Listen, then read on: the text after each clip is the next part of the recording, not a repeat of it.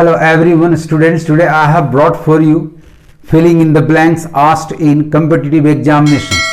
मैं आपको आज ये बताऊंगा कि कैसे ब्लैंक स्पेस को दिए गए 4 ऑप्शंस में से सिलेक्ट करके एक राइट ऑप्शन से भरेंगे और बाकी को एलिमिनेट कर देंगे।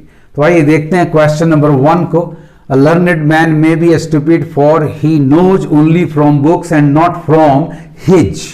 किसी भी चीज का ज्ञान वास्तव में ट्रू हो, आपके काम का हो, उसके लिए जरूरी है both books and experiences. Without experiences books आपका एक बुकिश नॉलेज होगा, अर्थात आप मूर्खता कर सकते हैं। लेकिन यदि आपने एक्सपीरियंसेस गेन किया है तो आपका ज्ञान वास्तव में सही दिशा एक देगा, आपको सही दिशा में ले जाएगा। यानी सेकंड सोर्स आपका यहां ब्लैंक स्पेस को फिल करने वाला वर्ड होगा एंड दैट इज एक्सपीरियंसेस। क्योंकि बुक्स आपका प्लूरल है तो एक्सपीरियंसेस भी आपके सामने बहुवचन आ रहा है। नंबर बी आपका आर्बिट्रेशन है, इट मींस मीडिएशन, मध्यस्थता करने की बात यहां हो नहीं सकती।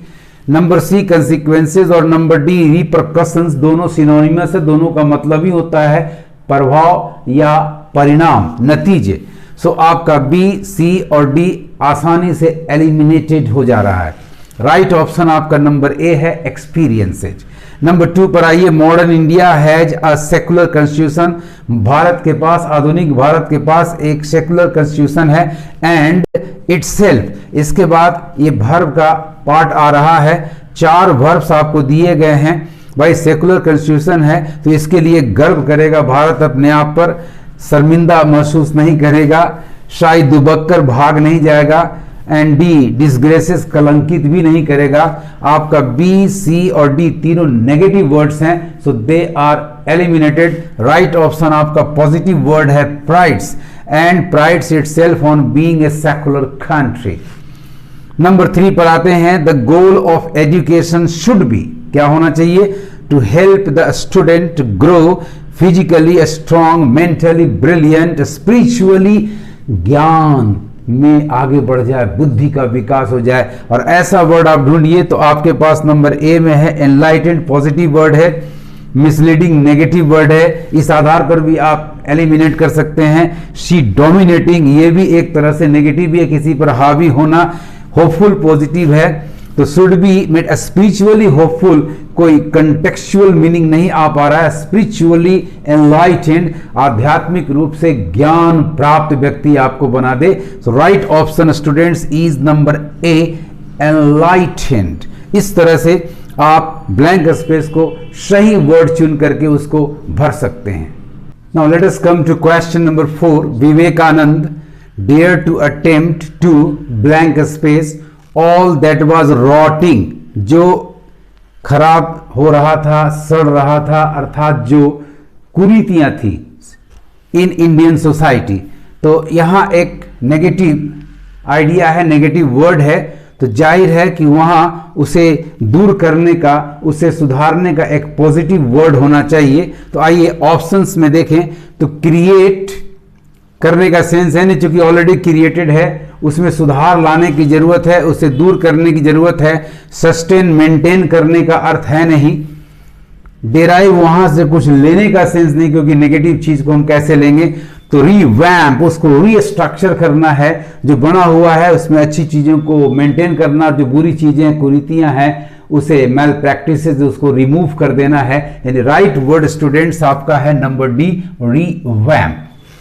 Now come to question number 5. Education is not just for giving you livelihood, केवल आजीविका देना उद्देश्य नहीं है एजुकेशन का, but giving you the art of जीने का, the art of living wholly and joyously, यानी जीने का एक कला प्रदान भी करने का ये काम करता है। तो राइट ऑप्शन आपका नंबर ए हो रहा है, लिविंग।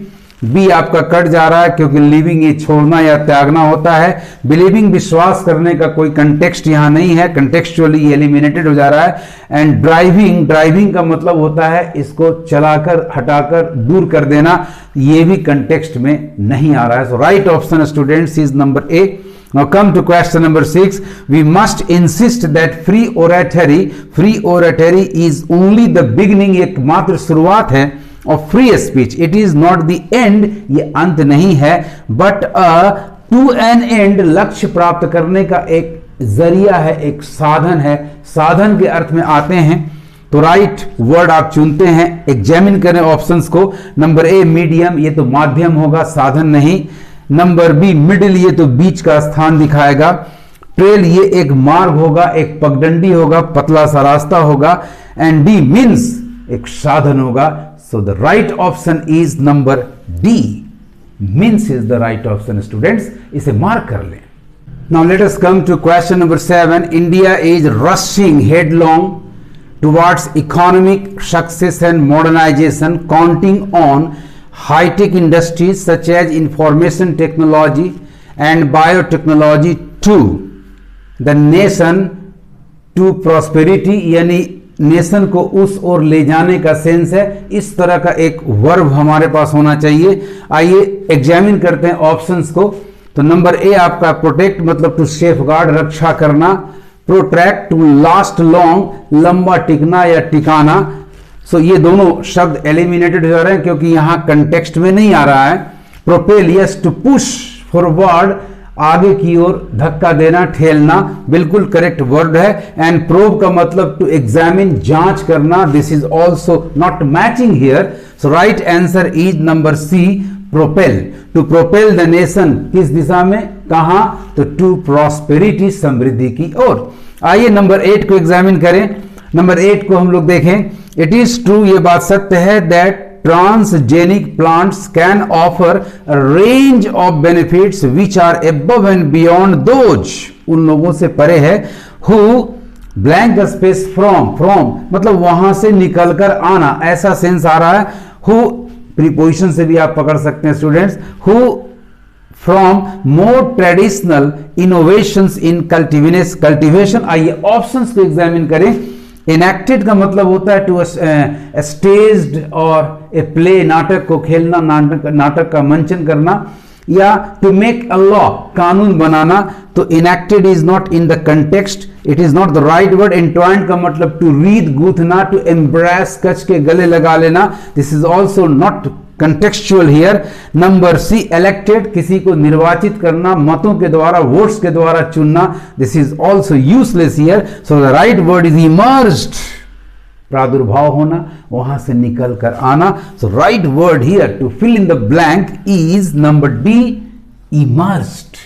इस तरह से स्टूडेंट्स आपको मैं बार बार एक बात समझाता हूं कि शब्दों पर कमांड रखें, वर्ड पावर को जितना स्ट्रांग से स्ट्रांग बना सकते हैं बना ले, ये आपको बहुत ही काम देगा। Now come to question number 9। There is absolutely no point in complaining that over the years there has been blank space for increased productivity and higher earnings for workers in industry। पर इसके लिए दबाव होगा, इसके लिए pressure जैसी चीज होगी।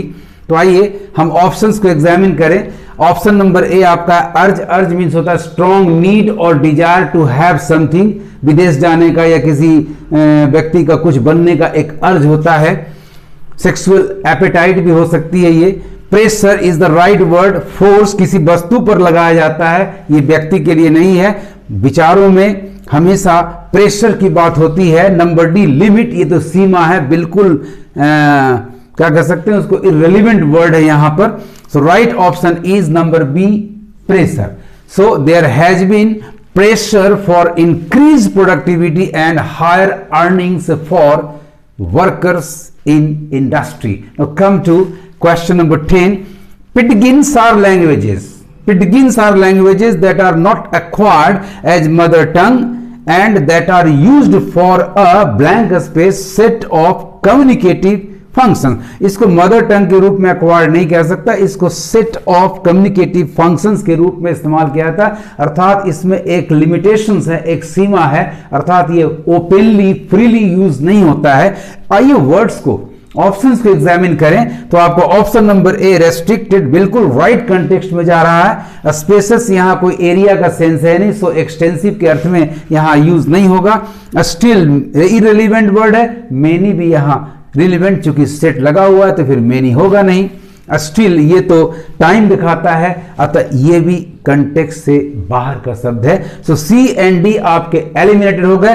राइट ऑप्शन आपको चुनना ए और बी में से, spaces for area. So here A set of communicative functions के लिए restricted is the right option. So mark it number A. इस तरह से स्टूडेंट आपने देखा कि हम कैसे वर्ड पावर के आधार पर वर्ड पावर के द्वारा हम ऑप्शंस को एग्जामिन करते हैं।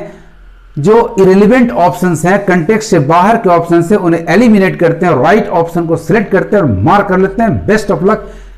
Thank you.